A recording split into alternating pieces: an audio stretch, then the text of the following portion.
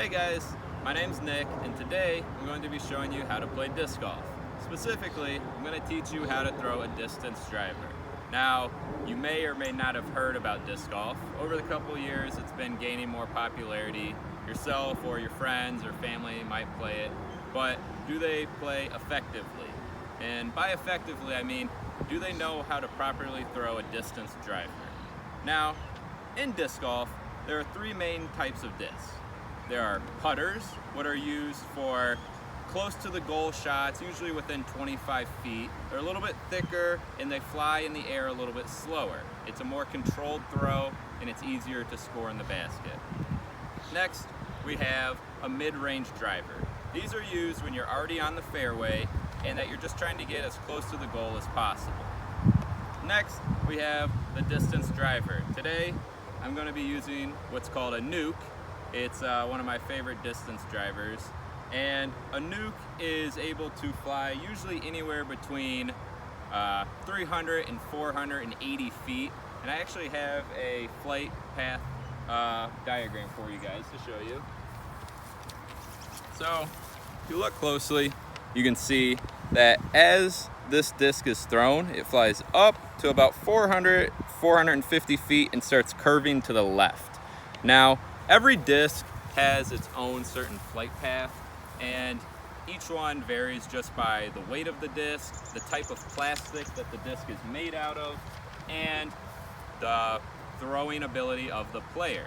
Now, the three most important things that you need to know about disc golf are the type of disc that you're throwing, how you hold the disc, so your hand form, and your footwork / body mechanics. Probably the most important one of all three is your body mechanics. How you move as you throw can increase the power and distance of your throw by 5 times as much. And you don't have to be muscular or very fit to play disc golf either. If you go back to basic physics, leverage and a simple equation that is used in disc golf a lot is work equals force times distance. And this equation explains why longer armed players can throw much farther than even short muscular players, and anywhere in between. As long as you follow these 3 steps, you're going to increase your distance on your throws. And the first part that I want to show you is hand grips. Now, I'm going to come up and show there are 3 main types of hand grips. We have a fan grip, we have a power grip, and we have an adjusted power grip.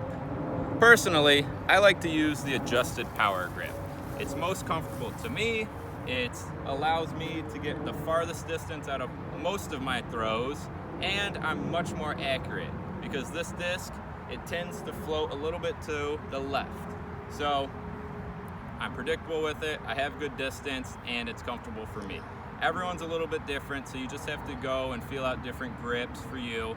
And once you find your grip, start practicing it, start adjusting a finger on top or a finger on bottom or a finger a little bit to the left or right can make a huge difference for how you're actually throwing.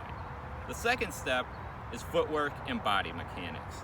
Now, when you're throwing a disc, you can either throw a disc forehand or you can throw it backhand.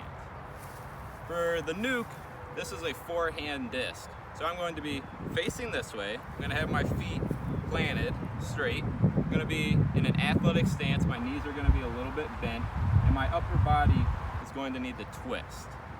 So what I'm going to do is I'm going to hold it in the adjusted power grip, and you want to hold this disc perpendicular to the surface of the ground.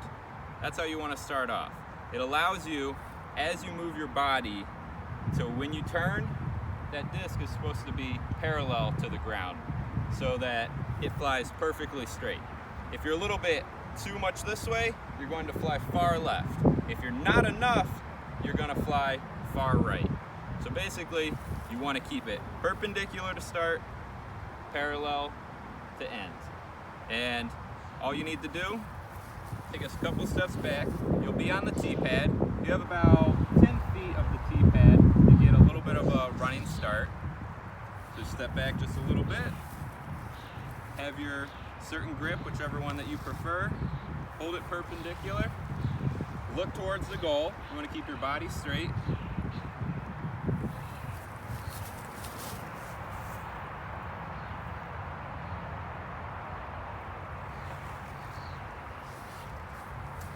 And just like I was shown, you just slide through. You pull through from the perpendicular stance to the parallel stance.